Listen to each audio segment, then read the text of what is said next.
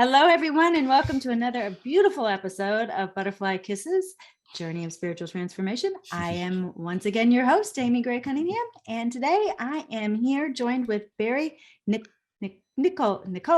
No, I'm sorry. Nicolaou. Nicolaou. Barry Nicolaou. And he is joining us from Sydney, Australia, which right now, today, it is 6 a.m. his time. So I want to, first of all, thank him for joining us. But he is the author of The 11 Master Secrets of Business Success and Personal Fulfillment. And we're going to talk a little bit about that, but he is very much about inspiration is contagious and how to understand how our very thoughts can sabotage and assist us in creating the life that we want to live.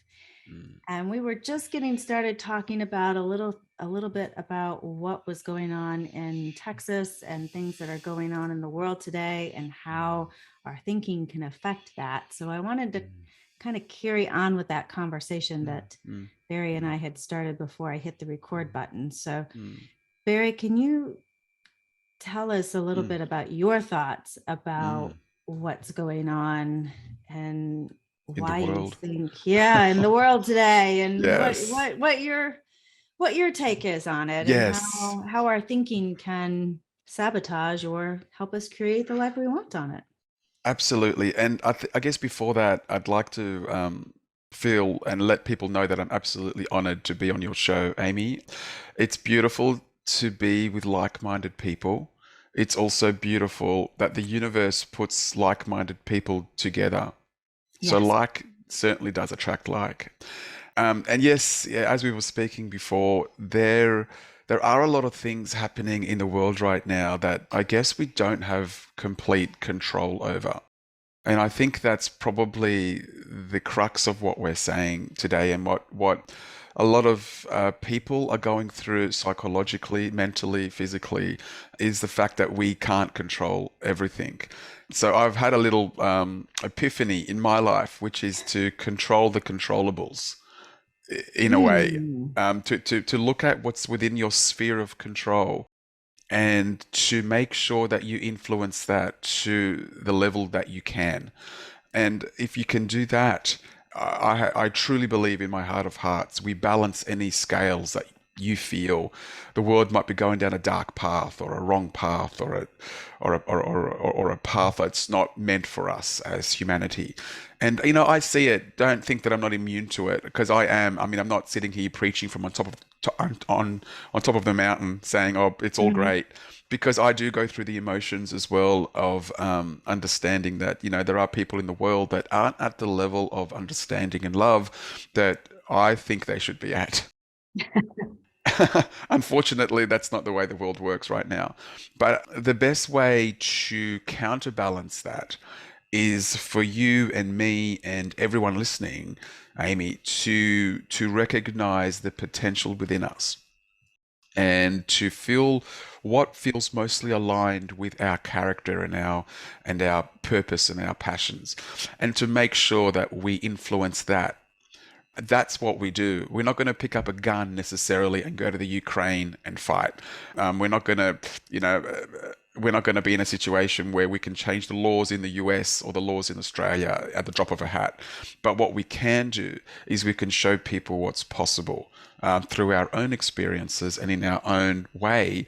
To start that podcast, to start that business, to say the I love yous, to forgive, to be a beacon of light to the world in our own way. And here's the thing, like if enough of us do that, then the world does shift.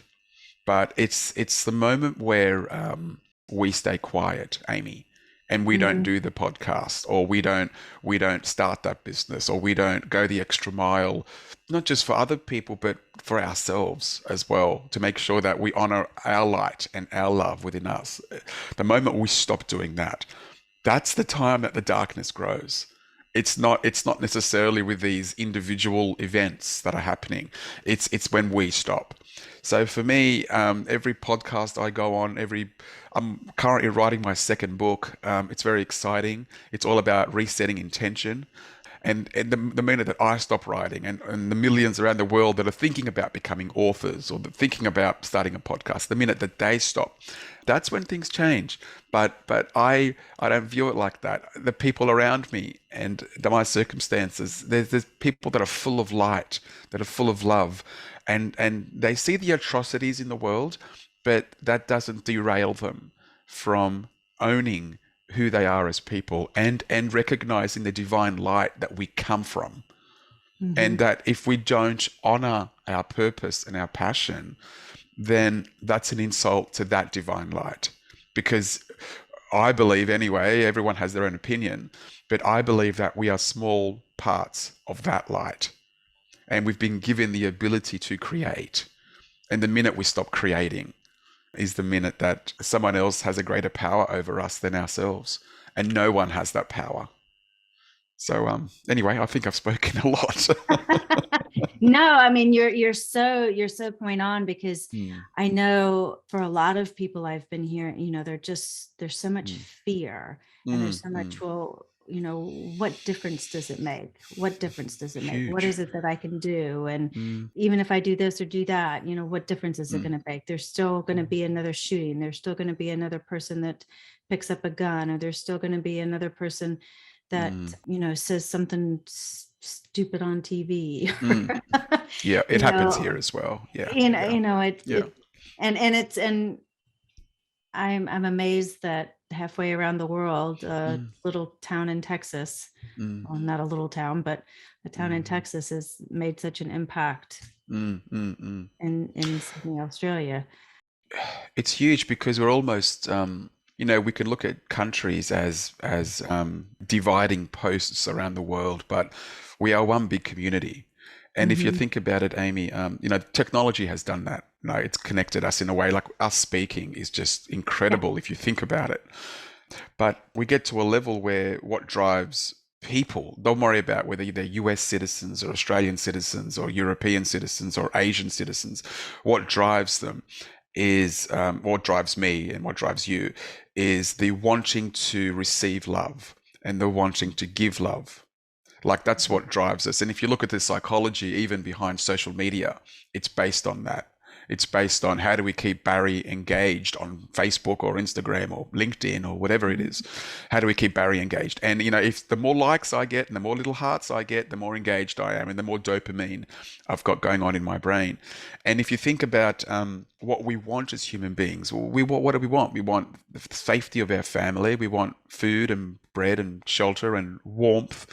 And we want all these things for ourselves. But somewhere along the line, a few people in history, and I'm not going to go into the psychology of it because I'm not a psychologist, but there are people that have a negative influence that has impacted who they are. And instead of transcending that negative experience, they've embraced it, and they've become something different altogether. And from that, they make quite poor decisions, thinking that they're right. If you look at the Russian leader, you know, there is something in him that he believes he is right in what he is doing. And his ego is convincing him that he's right. Although all of us standing back are seeing all these refugees, like millions of refugees leaving Ukraine that have just had their life uprooted. You know, their homes gone. It's like it's 1943 all over again, World War II all over again for them. Yeah. And you get to a level where you go, you know, I thought we were past this as human beings. So yeah, I guess, you know, there are some people that are at a limited understanding of our evolutionary process as far as being more gentle, more kinder to ourselves, more kinder to the earth itself, our little home, you know, our little blue pearl that we're on, that we haven't grasped yet. And the only way to grasp that is to go through a lot of pain. And for me, you know, and for you, Amy, I'm sure as well, it's all about wanting to take that fear and show people that that's not all there is. You know, you can focus on that and you can make it all about that. But I promise you something, if you only focus on the fear, that's what you'll see and that's what you'll experience. And the problem is that fear often speaks louder than love. So Mhm. I was saying yesterday at the event that I was speaking at, like there's a million good acts that are happening in the world right now that you are not privy to. Like you just don't know about them. There are kidney transplants. There are people that have recovered from cancer. There are marriages that are getting back together. There are kids that are forgiving their parents. There are parents that are forgiving their children. There are a lot of good, transcending, beautiful scenarios that are happening. And the only reason we're not seeing them or we're not researching them is because our eyes are fixated on a few key events around the world that are just breaking our hearts. But don't let it. At the end of the day, just go, you know what? We're blessed to be where we're at in life. We've got a roof over our heads. We've got family that love us. We've got dogs that love us as well. We've got a scenario where we can project this lovely conversation about love and joy and understanding and appreciation and gratitude. And we're in that position as well. That's happening as well.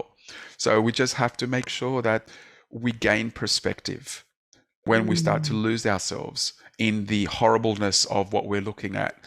And also recognize as well that a lot of the media isn't necessarily geared towards good stories. Like that's really Very good important to point. recognize. Well, Yes. a cat falling out of a tree and the fireman helping, that's not necessarily going to sell a lot of newspapers or a lot of media attention. So media does know that we've fallen into a scenario where fear sells. And we've become so accustomed to wanting to know the bad things that the media have gone, right, no problem. We can keep you in fear, no problem. So for me, I've turned off the news. I mean, I'm going to receive the news anyway. I'm going to receive it in bullet points on my phone.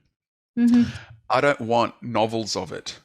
Give me Mm-hmm. 5 bullet points, 5 minutes of my day. I want to know what's going on. I move on to the controllables. I move on to how I can influence the world in a way that means the most to me.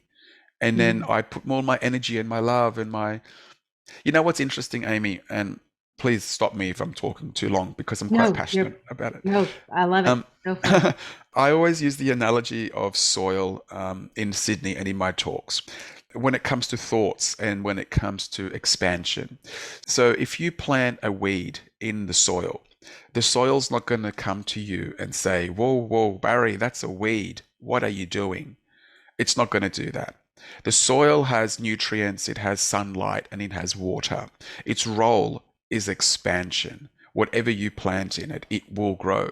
So you can plant poison ivy or you can plant a rose bush, and the soil's not going to have any bias against those two plants. And one of them is poison ivy and the other one's a rose bush. And it's the very, very same with our thoughts. If you entertain a fear-based thought, and water it with emotion and give it sunlight and know that it's got roots to grow, then you will grow a very ugly plant. And after a while, as you keep growing these plants, they become normalized. They don't become like, you don't view them with perspective anymore because they change the nature of your garden. And you become accustomed to looking at the ugly plants, and they're not so ugly after a while. And the difference we have to start doing is if we step outside our gardens and view it as a stranger would view it, and look at our thoughts and go, okay, let's look at my thoughts and let's look at how many of these thoughts are healthy. And let's look at how many of these thoughts are unhealthy. And if you can just do that and even write them down, like, what am I exposing my mind to? Is it the news? Is it toxic people? Is it joyful people? Is it people that I love and embrace, or whatever it is? And take inventory of what's being absorbed into our mind. Then we might not be as surprised when our life goes into a certain direction, because our lives are a complete reflection of our thoughts and our Mm. beliefs. Even the friends around you, like if you look at the top 5 people in your life, they are a reflection of you. They actually are a reflection of your a different type of your personality. So you get to a level where you go, if I don't want a specific thought, I've got to curtail that, where that thought is coming from. And it could be from a person in your life. So for me, I've become very specific on the type of people and the energy that I've got around me, because from that, I will create my life, and I want a certain life. I don't just want to go with the flow. I want a certain specific life. And from that, you become really specific about the identifiers that keep you on the path. And yeah, I know what's going on in Russia, and I know what's going on in Texas, and I know what's going on we've just had a change of government in Australia, and I know what's going on there from a political point of view. I don't let it consume me. I listen, and then I get on with who I know myself to be. So How it's do exciting. you, it is exciting. And it's really funny because Mm, my friends will text me and mhm. say, Amy, did you realize that Jif peanut butter has a recall? Just saying, because they know they don't listen to the news. Yeah, yeah. And which Jif peanut butter in the United States, I don't know if they did in Sydney, they just had a recall No, no. on their Okay. peanut butter. So. But Yeah. how can you go about, can you give some concrete examples Mm, about mm. how to change your thinking? If you want to Absolutely. change the soil Yeah. and Yeah. put some new roots down or some new, Absolutely. what's some Yeah, yeah. things people can do? Okay, so the first thing you've got to do is identify, first of all, that we've all got weeds in our garden. Like every one of us. I don't care who you are. You've Yeah. got something that's a trigger or something that you're holding on to that is causing you to. So recognize that you've got something there is the first thing. And then what I was going to suggest, Amy, I've got a little PDF here. And if you like, I can send it to you for free. I'll put it on screen. It's like a 6-step process that I use in my personal life and I use with my clients, and I'm happy to offer you that for free. But if you want to put new roots down, the first thing you've got to do, and I'll run through the quick process here if you're Okay. interested. Yeah. Um, No. the first thing you've got to do is you've got to identify what your new desire is. Like you've got to be laser specific about what you want. Most people aren't, would you believe? Most Mhm. people come to me and say, and I do about 20 coaching sessions a month individually, just quickly. And now we're getting into corporations. Like I've got my first government contract signed with a corporation that want to understand the energy behind business and the energy as used as a currency in business. So this is getting really wild now. And this is the way the world is going as far as I'm concerned. But identifying a desire. I don't want you to come to me and say you just want to be happy, because that's too broad. Yeah. Like you've got to have a metric. You've got to give the brain something to aim for. What is Mhm. that one thing? So identify it is, and the three big things is this: people want to heal from an illness, so Mhm. something quite serious, something quite sinister like cancer. They want more money to enter their lives, Mhm. or they want to find a partner in life that really gets them and Mhm. really wants to share them. They're the three main areas that I help people with. So if it is a healing scenario, if that's what you desire and you want to beat cancer, you start to look around the world, and are there people that have beat cancer? Yes. Mhm. Are there people that have earned a certain income stream that will enable you to do what you want to do? Yes. Are there people that are happy in marriages? Yes. So these scenarios actually exist. So Mhm. once you've identified the desire, whatever that is, like get specific, and I would even say write it down. The second area is to feel the possibility. So that's when you give yourself examples in the world of people that are actually living that life. Excuse me. So it's not like it's a fanciful thought, it's actually real. So for me, if I want to, for example, one of my goals, one of my happy goals is to be in a situation where I'm earning a certain amount a year, because I've identified who I can help and what I can do with that income stream. So I then look at 10 or 15 people within my view, friends, colleagues, strangers that are earning that income stream, or I think that they are. And I look at what makes up that income stream. It could be real estate, it could be shares, or it could be a job or a business. So then they've got that happening. So what I'm actually saying is that that's real. It's not like it's just woo woo, it's real. Mhm. So I'm like, okay, so if it's real for them, it can be real for me. I've got a friend of mine who's just written a book about healing from cancer with no chemotherapy. Like, and he's approached me at the fair that I was at yesterday, and he's like, Barry, I've just written this book. I want to collaborate with you at some level. So he's all about nutrition and exercise and understanding that you can beat cancer, stage 4 cancer, naturally. Whereas a doctor in a white coat will tell you that that's close to impossible. So he's done it. So then I'm like, you are a beacon of light for me, sir. I said, his name is Rob. I said, Rob, I can't wait to read your book. And then I look at marriages and relationship building, and like as far as a romantic partner, and you look at the fact that, you know, are there people that have been happy in marriages for 20 years? Yes, there are. How do they do it? What are the secrets to staying with someone? And by the way, one of the secrets, I've been married for 17 years, so I don't know everything, but I do know that being able to quarrel well is one of the secrets. It's not about romantic walks on the beach and date nights and all that for me. It's can you have a fight with your partner and get back to love as quickly as possible? Yes, that's the key. I agree. Yeah. So have you got a strategy for that? Or are you just living in the romantic notions of being, the lust and the love, and all that's beautiful. It's great, but it's not it's a sprint. This is actually a marathon. If you want a successful marriage, it's very hard to go the distance without understanding that there are nuances in your marriage that you need to get over quickly. Don't pick every battle and every fight as something you have to take to the grave. So that's been my lesson.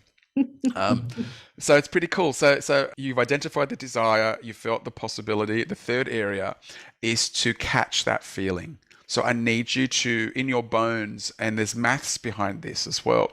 So to catch the feeling, Amy, of what it would feel like when this is a reality for you. Like, I need you to hold that inside you. So it's like a knowingness, like an internal knowing that this is a true thing. I've sat there, and income stream could be an example. Okay. So I've gone there and I've gone, okay, what would it feel like? Who can I help? Where would we be living? What would I be driving? How would I help the kids financially and otherwise? How would I not give too much to the kids? Because I want them to be hungry as well. So how do we? So I've gone down this road of how good this could be when I have this income stream. So for me, you get to a level where I lose myself in that. And every time I wake up from these little meditations, I've got this smile on my face, like it's on its way. Barry, you don't understand. It's on its way to you. And it's a knowing. It's every festival I do, every podcast I do, every book, every word that I write in my new book, it's a knowing that I am on that path to receive that income stream and make an impact in the world in a beautiful, beautiful, loving way. So if that's what I want, and if that's what I want to manifest, I'm on the right path for that. So you've got to find for yourself, how can you catch yourself in the feeling of the desire that you want? And sometimes it's hard, Amy, because how do we catch a feeling of something we've never experienced? Like, it's really, really, really hard. So for me, it has become a process of getting rid of distractions and getting rid of doubt and going, this is a real thing for you, Barry. And if you look at all the successful people in history that you admire, and you ask yourself, how did they do that? At some point in their past, they were at my level, or they were at your level, or they were at the people listening's level. They were at that point, and they were just taking the next right step and the next right move. And then all of a sudden, the next circumstance and the next person and the next situation reveals itself to you. And then it's your job to take that next small step, because it's the universe guiding you through that next area of your life. So that's important for me. The fourth area is really important, and that a lot of us don't recognize, which is releasing toxicity and doubt in your life. You can do all the work, and you can listen to all the mentors, and you can do all the meditation, and you can buy all the books, and you can listen to Amy or Barry or do all the steps. But if you allow toxicity to remain at its current level in your life, you're treading water.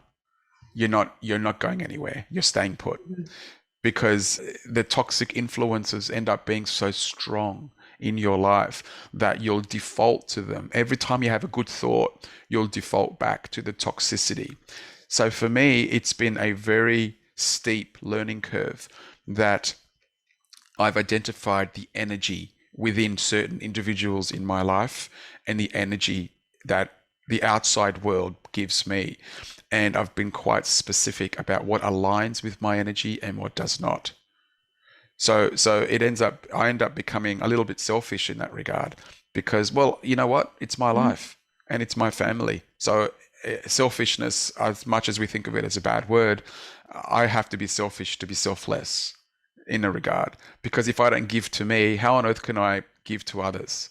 So you end up having love for self as a very critical, important part of your journey, as opposed to just depleting yourself and giving love to others and having nothing left for you. So for me, I want to fill my cup before I can give others a drink of it. So that's the fourth area, to just recognize toxicity and recognize doubt. Now, just quickly on doubt, you've got to recognize that doubt is a very powerful force. It's very, very powerful. And this is what I do in my life too, Amy. I don't reveal my plans to many people because I don't need 100 different conversations on how I should be living my life. That's my business. And I always say to friends and family, if you win lotto, don't tell anyone. Because people have a funny way of changing. Don't just keep the money in the bank and live your life. Do what you want to do. So you get to a position where you're quite guarded with the moves that you make. And for me, that's become a steep learning curve because I used to tell everyone. I used to go, oh, I'm doing this. Now I'm writing a book. Now I'm creating an app. Now I'm speaking at this event. Now I'm doing this. And then I found that I had to justify everything that I was doing when I caught up with them again. And I didn't want to do that. That's no one's business but mine. And honestly, I'm going to hit some roadblocks. So I don't want to tell you about every one of those either. So it's about making sure that I get my internal story straight about my learnings to me rather than advertise every single thing that I'm going through. So that's become, and that's probably a personality trait that's unique with me. Everyone else might be different. I don't feel the need to tell everyone what I'm up to. And actually, in time, it'll all be revealed anyway. So that's the tell-all. So that's the fourth part, which is releasing the toxicity and recognizing what that toxicity looks like in your life. And then the fifth area is to release the timing. And this is really difficult to do because if we are in a situation where we want to manifest something and we choke it by saying, I want it to happen now. Barry, you don't understand. I want it now. I want to heal now. I want the money now. I want the relationship now. Everything has to happen according to my calendar, and everyone else knows nothing, including the universe, including God. So that for me, I take that as someone that hasn't yet understood that there is perfect timing in life. I often use the analogy, Amy, you know, when you're in an aeroplane and you look down at the roads, let's say you're flying over a city and you look down at the roads, you know, you have the aerial view of life. You can see two cars coming towards each other, possibly 5, 6, 7 miles apart. But the drivers of those cars could probably only see a mile ahead. You know, they can't see the entire road. They can only see where their lights are shining or wherever it is. So for me, you got to understand that the universe has the aerial view of life and it knows what is perfect timing for you.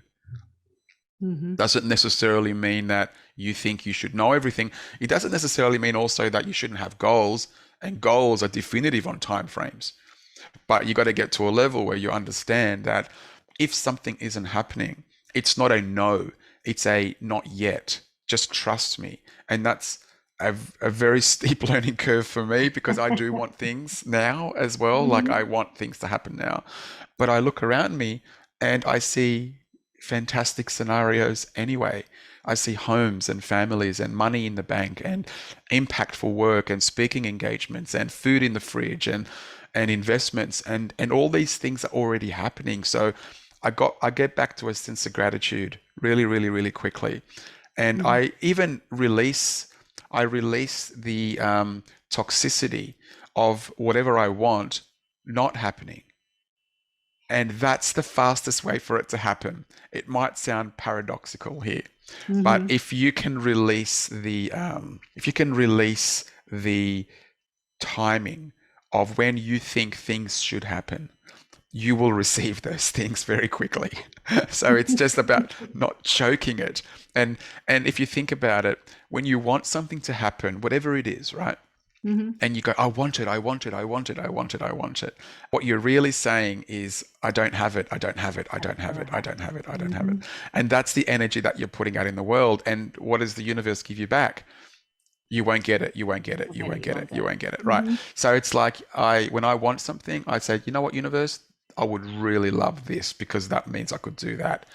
I'm going to work towards it, but I'm going to leave the fruition of it, the timing of it to you, because I know you know best. And when I say you, I mean God. He knows best. He's got the aerial view of all of our lives. So I get to a situation where I just let it go. I don't let it go completely, but I do get to a situation where I don't choke it with when is this going to happen? Because when you do that, it's not the same energy as the desire. It is fear-based energy that has snuck in to your thoughts that is saying, but you might not get it, Barry, but you might not get it, but it might not happen. And that's what I try to let go of as much as possible. So yeah, and the last area is to embrace your new reality. So once you've manifested something, Amy, or people listening, once you've taken something wild and you've brought it into your reality and you're like, oh my God, I'm earning this much money. Thank you, God. Thank you, universe. Thank you to the people. Thank you to the circumstances that led to this. Know that it's your job to get bigger. Like it is the same force that moves a pebble, that moves a mountain. It is the same force. The only thing that stops us is we think that a mountain is much bigger than a pebble. And in physical forms, it is. But in energetic forms, it is not. So once you've got the ability to heal from something or to earn an income stream, keep using the same formula. Keep testing it for bigger things. So let's just say I've got a friend of mine, he wants to earn $1 million a year in a business. And he's just achieved that. And he's over the moon. And I said, oh, would it be great if you could earn 3 million a year? I'm not saying you should always go for more, but he's got a great product. So he's going, oh, Barry, I could never do 3 million. Like last year I was earning 80,000 a year. Now I'm earning $1 million a year. So he said, why would I want more than that? And I'm trying to make him understand that it is not about the money. It's about the impact. And it's also about the energy that I need him to know that that's possible. Because in his mind, he's capped it. He goes, oh, this is all that I can do. I promise you, Barry, I can't do more than this. But if you ask him 2 years ago, excuse me, if you ask him 2 years ago, 80,000 was his cap. So you get to a level where he believes. And this is the thing, like if you've healed from something like cancer, your job is to tell other people that they can as well. And everything starts from up here. Everything starts with what we choose to believe is true. So it's exciting following that process for me, from identifying the desire to embracing your new reality is a very understandable process. But before any of that takes place, before you even look at the paper, you've got to be in a situation where you identify what you do believe. And Einstein had this brilliant quote, and this is how I open my seminars in Sydney. We start with Einstein because Einstein was a great scientist, but he was a great philosopher as well, and to understand where our thoughts come from. And he had this quote that no one knows about, Amy, that not many people know about. And it is like, it goes to the crux of what we are speaking about today. And his question that he postulated was this. He said, every human being on the planet must make the most important decision of their lives. Like they must make this decision. And the decision is this: do I believe that I live in a friendly universe, or do I believe that I live in a toxic universe? And until you answer that question without doubt and without reservation, you will continue to experience that reality. And the example that I give in Sydney is, if I'm sitting down at dinner and I've got 6 people on my left and I've got 6 people on my right, and the 6 people on my left all believe that the world is a toxic place, and they will give me examples of why that's true. And they'll say, they'll cite Texas, they'll cite the war in Ukraine, they'll cite COVID, they'll cite all these true things. And on my right, there are these positive people that believe that the world is a friendly place.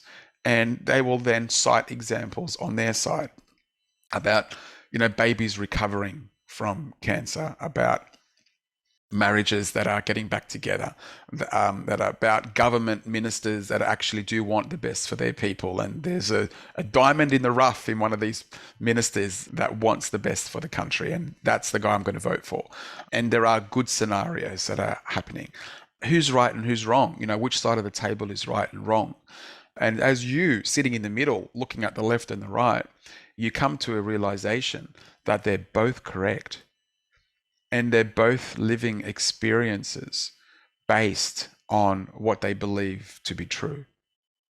And from those experiences, they will give you an interpretation of life that they believe is reality. When in fact, there are 8 billion versions of reality all playing out at once. Because there's 8 billion of us on the planet.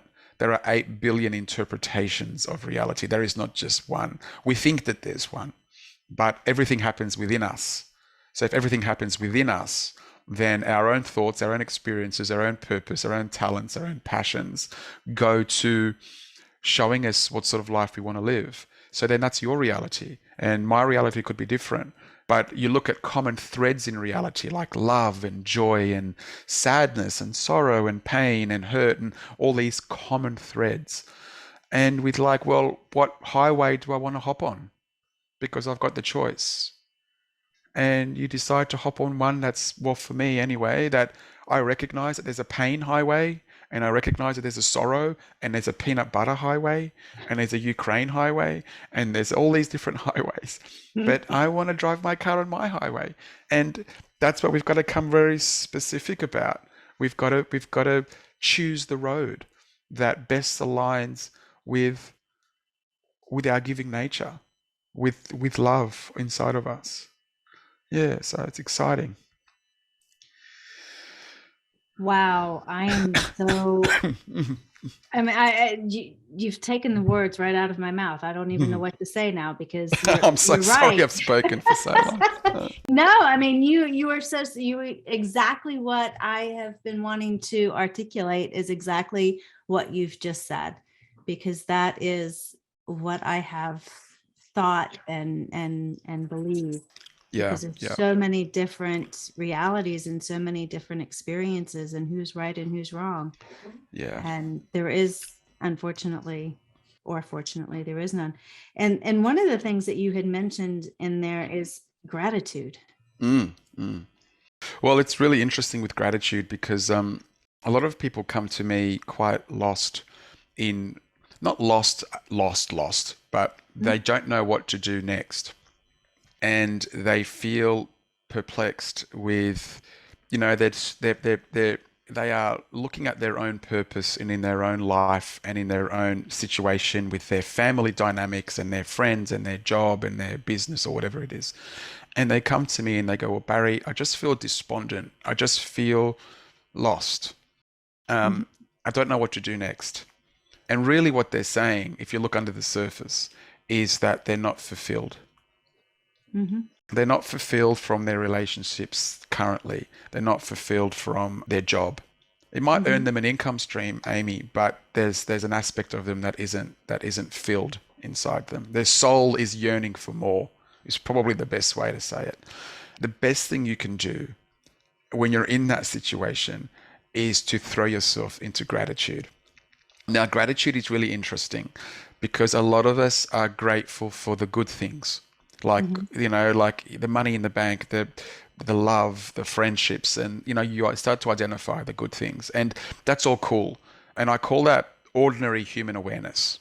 But if you want to get to higher human awareness, you start looking at the spiritual masters over the last 2,000 years, from India, from China, from Asia, and you start to look at what they taught.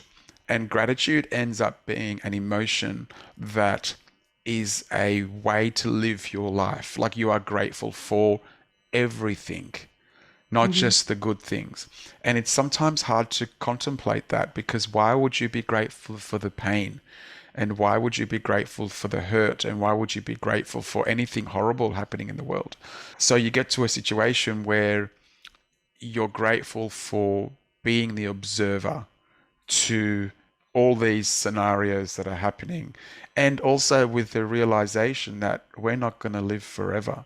We're observers, we're passengers on a plane, probably the best description, and our plane's going to land, and some will get off and some will get on, and babies will be born and people will pass away.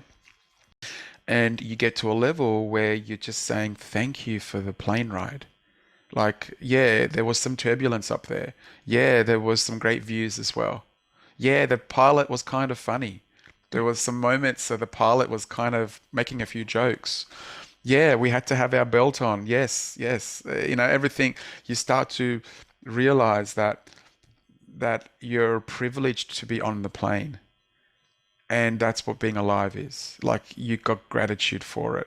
Now, yes, I agree. If you take individual circumstances and wars and pain, it's hard to be grateful for that. But you know what? It's still a plane ride. And if you look at, everyone's talking about what Russia's doing to Ukraine, but you're not looking at the beautiful scenarios that are happening out of Switzerland and Finland right now, who are more or less taking in refugees.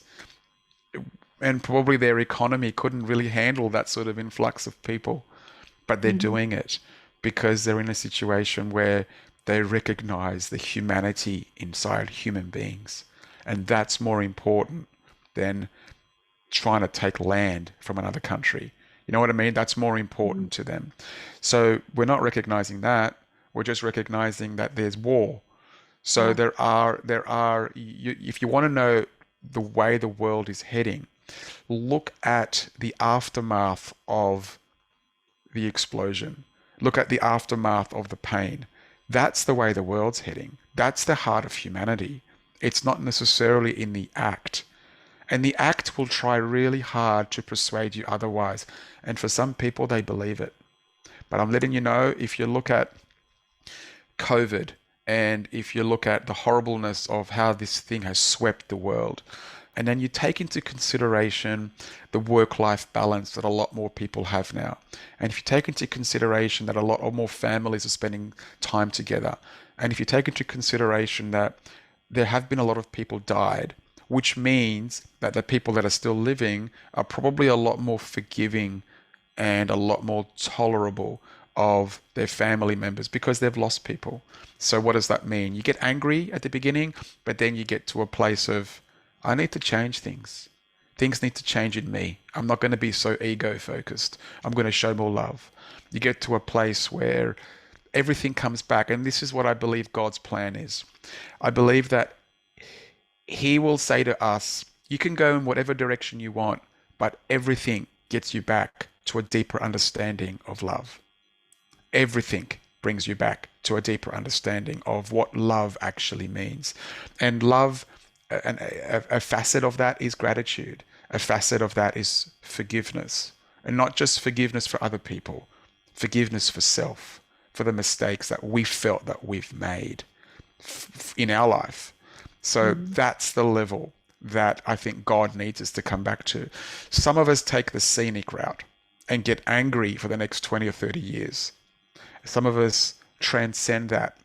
Now, I've seen people, Amy, at 20 that totally get this. And I've seen 70-year-olds that are struggling with it. So age has no factor into how people understand this type of conversation.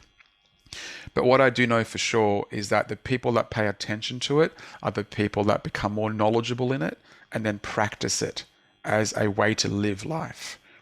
rather than to look at circumstances in the world and let that dictate how they feel and what they should do next. So if you're looking at something horrible, get to a situation where you go, okay, this is really sad. You know, you can mourn for a bit as well. Like, you feel for the victims and you feel for the families, and you feel like you've lost faith in your country, that things could be better and they're not. But then you come back, eventually you come back to, how can I turn the tide here? How can little Barry or little Amy or whoever it is, how can we, in our own little worlds, how can we show people that that's not the way? Well, a podcast is a great way. A book is a great way. A seminar is a great way. Eating healthy is a great way. Being an example of the life you want to live, so that when other people look at your life, they say, well, Amy, how did you do that? And you'll respond the same way most people respond, which is, I've just changed what goes on up here, which has then changed what goes on out there for me. And that's the crux of what we're speaking about. It's making sure that we get to a level of understanding that we are the creators of our realities. We don't have influence over 100% of it, but we do have influence over probably 80% of it. And if I die tomorrow, Amy, God as my witness, I will die with knowing that I'm on a path that was best aligned for me, and there will be no regrets. Whether the book comes out at November, or whether, you know, my family will grow up and they'll read about their dad, you know, if I'm not here. So I get to a stage where I'm not the one that will be saying, I should have done that. Oh, I wish I had the time to do that. Or I should have just taken the leap of faith in myself. I won't be that guy. And I need people to understand that you don't have to be that person either. You can make the decision to do what best aligns with who you are as a person. If that's to be a teacher, if that's to be a fireman, if that's to be a bricklayer, or whatever it lights you up, you can do it. It's the only thing holding you back is possibly a little bit of belief in you, and forgiving yourself for the things that you think you should be punishing yourself for. Let that go. God does not want to punish you. He just sees it as lessons for growth. And it is a love-based energy. You know, I'm Christian, to give you an idea, and I'm sick of seeing Jesus on the cross. He's been on the cross long enough. He's been on the cross for 2,000 years. For me, Jesus is sitting there with his hands open in a state of giving, of love. And, you know, even in his teachings, even in scripture, you know, one of the most beautiful scripture sayings is, what was it? He said, the least among you can do more than what I have done, and even greater things. You know, and when you look at that, and another scripture was, you know, with God, all things are possible. What does that leave out? You know, all things are possible. So you get to a level of understanding that you have been gifted with divine creativity and divine choice. And you choose, you've got 60, 70, 80 years, if you're lucky, to choose how you spend that energy. Don't you want to spend it in a way that leaves the world and leaves you in a beautiful place? Like, isn't that the aim? Rather than to look at the atrocities in the world and get all encompassed on how bad things are. Like focus on your world and what you can do. And if enough of us do that, I promise you, it'll be a chorus. It'll be an orchestra singing. It just won't be a voice. It'll be so many of us. And that's the level where humanity has to transcend to get to that understanding. Oh my God, I've talked your ear off, Amy. I apologize. Beautifully said. I absolutely love it. I absolutely love it. But we are at the hour mark. I can't believe how quickly. Oh my God. I'm like, oh my good gracious. But I do have one last question for you. Please, and it's a question I ask all of the guests. So I have to ask you this question as well. Please. If you have an hour to spend with someone on a park bench, whether this person be alive or across the veil in heaven, and you could talk about anything, who would that person be, and what would you talk about? This is going to sound really, I need Jesus to forgive me, first of all, from what I'm about to say, because my go-to would have been Christ. But the person that I would want to give a bear hug to and to say sorry for not meeting you in person would be Dr. Wayne Dyer. Oh, yes. Yeah. He was the catalyst for me to get into what I am doing now. I can't get enough of his voice. I can't get enough of his books. I've just learnt about his daughter, Yeah, Summer. Yeah, which, Yeah. you know, for us is sad. For Wayne, on the other side, he's probably looking at it saying, you're just joining the other side. It's sad for the people that are left behind, but it's not sad for the people that are transitioning because they're going to pure love. But Wayne Dyer, I could probably take an eternity with him and just, I would probably say 2 words and I'd just say thank you. Thank you for listening to your purpose and for your influences and to, he was in Sydney. He actually died in 2015, I believe it was. And it's interesting because that's the year that I wrote my book. So for me, in my own silly way, I've looked at it as a passing on of the baton to someone else. But he's very influential in my life. Every time I get down and I'm driving my car, I put Wayne on. Even though I know what he's about to say next, I've heard it 1,000 times. It still gives me goosebumps. It still gives me, it still inspires me because I feel like he's with me. And that might sound bloated or esoteric, but I don't really care how it sounds because he's fueling me in his own esoteric way. I don't know. But yeah, it's exciting. So Wayne Dyer would be my hero. Absolutely. Yeah. His book, Change Your Thoughts, Change Your World. Change your Literally. life, I think. Change Yeah. your life. Yeah. Yeah. Literally changed my life. Yeah. It was one of the first books I ever read. And when I didn't realize he had passed. And when I found out he had passed, I had read like 3 or 4 of his books and I literally sat there and cried. Yeah. And Well, his daughters, Jade and don't tell me. Serena. Serena have gotten that book out, right? Called The Knowing. Have you heard about that? Yes, I just finished reading that. Oh yeah, wasn't it? I've just listened to the audio version. It was fantastic. I listened to the audio version and I really want to have them on my podcast. So I'd go for it. I would actually, he's got a daughter in Australia, Sarah Greenberg. I've been trying to get on her podcast forever, but I think she probably gets a lot of requests to be on her podcast. But I've had a little chat to Wayne and I've said, if you can convince Sarah to have me on, I will honor you. Like it is beautiful. But I had a chat with Wayne as well about them on my thank you. Yes, it's beautiful. And it's great in the knowing. I don't know if you also read it, Amy, in the sense it's great to know about the humanity of Wayne rather than the persona, like how he was as a dad. Yeah. That's what I really honed in on. He was a great dad, but he was a down-to-earth dad. And he made mistakes. Yeah. And which was interesting. Yeah.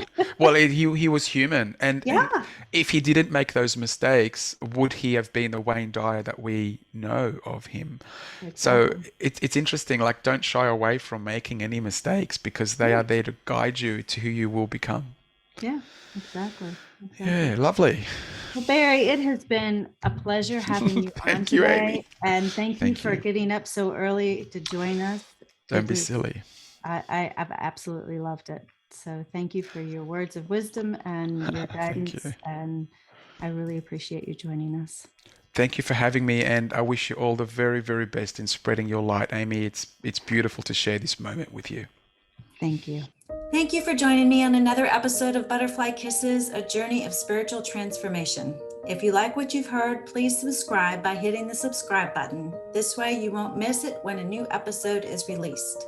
Also, if you're interested in learning more about Akashic Record readings, you can schedule a free 15-minute consultation with me by visiting my website at amygray-cunningham.com.